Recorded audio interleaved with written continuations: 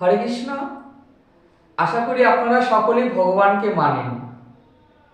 আর যারা ভগবানকে মানেন না তাদের উদ্দেশ্যে আমার একটাই বক্তব্য বা কথা, এই যে আমরা পৃথিবীতে যে জন্মগ্রহণ করেছি তার পারিপার্শ্বিক যে বস্তুগুলোকে আমরা দেখতে পাই, ঘর বাড়ি চেয়ার টেবিল যে কোনো জিনিস, তাই না?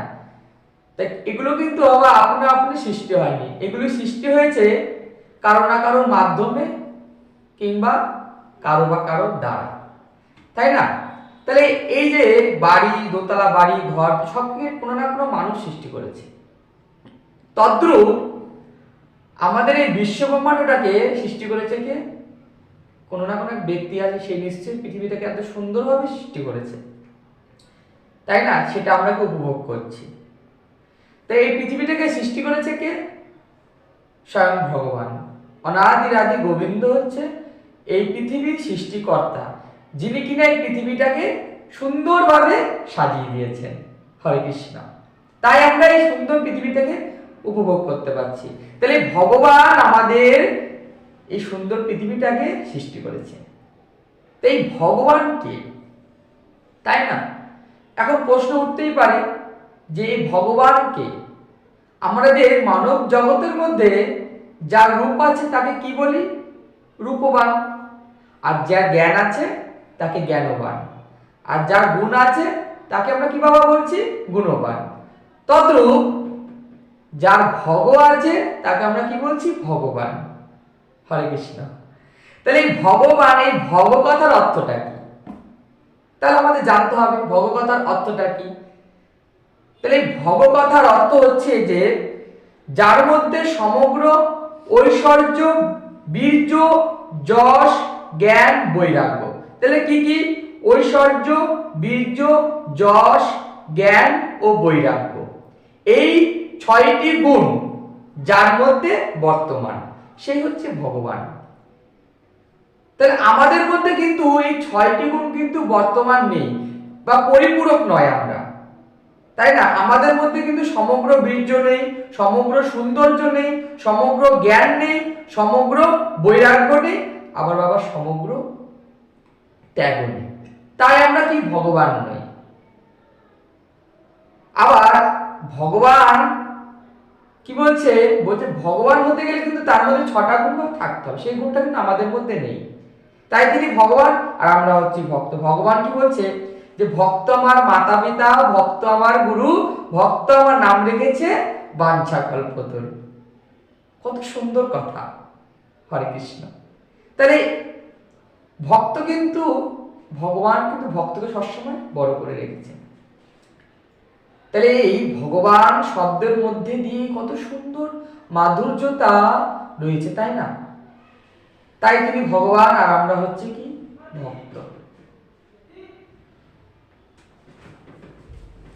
তাহলে ভগবান হতে গেলে তার মধ্যে 6টি গুণ বর্তমান থাকতে হবে। ভগবান বলছে সাকার, তার রূপ রয়েছে, তবে তার জড় নয়, অপ্রাকৃত। শ্রীকৃষ্ণ বলছেন, শ্রীকৃষ্ণ হচ্ছেন সচ্চিদানন্দ বিগ্রহ, তিনি নিত্য জ্ঞানময়, আনন্দময়, মূর্তি বিশিষ্ট। তাহলে তিনি হচ্ছেন কি? অপ্রাকৃত। শ্রীকৃষ্ণ হচ্ছে সচ্চিদানন্দ বিগ্রহ, তিনি নিত্য জ্ঞানময়, আনন্দময়, মূর্তি বিশিষ্ট। আবার এই যে বাবা কৃষ্ণ কথাটার মানে, কৃষ্ণ কথার মানে কি? কর্ষণ করা। কৃষ্ণ এমন একটা শব্দ, প্রহ্লাদ মহারাজ যখন ছোটবেলায় যখন গুরুগৃহে পড়াশোনা করতেন, তখন তার গুরুদেব যখন বলতেন, বাবা সিলেটের মধ্যে যখন বলতেন লিখে এই কটা কি বলতো, এটা কি বলতো, ক লিখে যখন বলতো, তখন প্রহ্লাদ কিন্তু অঝরে বাবা নয়ন জল বার হতো তার চোখ দিয়ে, কি এই ক বর্ণটিকে দেখে। কেননা বাবা কৃষ্ণ ক দিত, আমার গোবিন্দর নাম, শিব সুন্দর একটা নাম, তাই না? এই কয়ের মধ্যে তাহলে কত মধু মাখা রয়েছে এই কৃষ্ণ কথার মধ্যে। তাহলে কৃষ্ণ কথার হচ্ছে কষ্ট।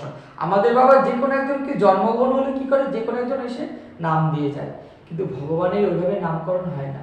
ভগবানের কিভাবে নামকরণ হয়? ভগবানের নামকরণ হয় তার গুণাবলী অনুযায়ী। হরে কৃষ্ণ। তাহলে ভগবান কত সুন্দরভাবে আমাদেরকে শিক্ষা দিয়ে গিয়েছে।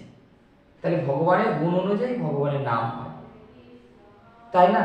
তাই ভগবান যে 108 শতনাম যে বলে, ভগবানের কিন্তু 78 শতনাম এক একটা নাম বা এক একটা গুণের জন্য রাখা হয়েছে। আমাদের কিন্তু সেটা বিচার করে রাখা হয় না। তাই তিনি ভগবান অনাদির আদি গোবিন্দ। ভগবান কিন্তু সকল ভক্তকে কিন্তু ভালোবাসে, প্রত্যেক জীবের মধ্যে ভগবান বিরাজমান। তাই সবসময় ভগবানকে স্মরণ করতে হবে।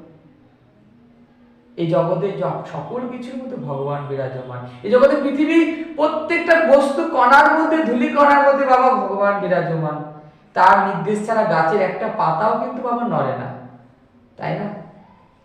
তার নির্দেশেই এই পৃথিবী, বিশ্ব ব্রহ্মাণ্ডটা আলোকিত হয়ে রয়েছে।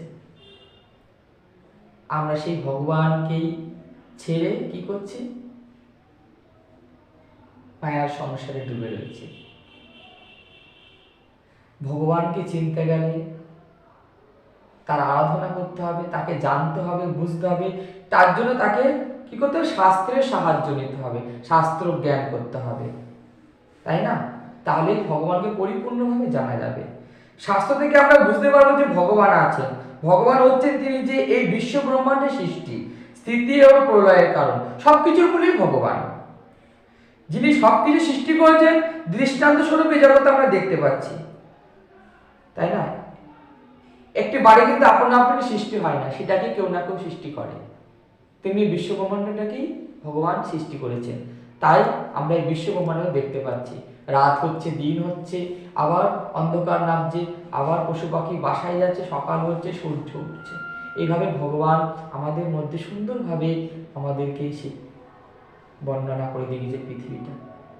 তাই সবসময় আমাদের কি করতে হবে? ভগবানের শরণাপন্ন হতে হবে, মুখে কৃষ্ণ নাম করতে হবে, আর আমাদের কর্ম করতে হবে। তবেই ভগবানের সান্নিধ্য লাভ করা যাবে, তাই না? তাহলে ভগবানকে পেতে গেলে ভগবানের আরাধনা করতে হবে। এইভাবে ভগবান সবসময় আমাদের মধ্যে বিরাজমান। হরে কৃষ্ণ, জয় নিতাই, জয় গৌর।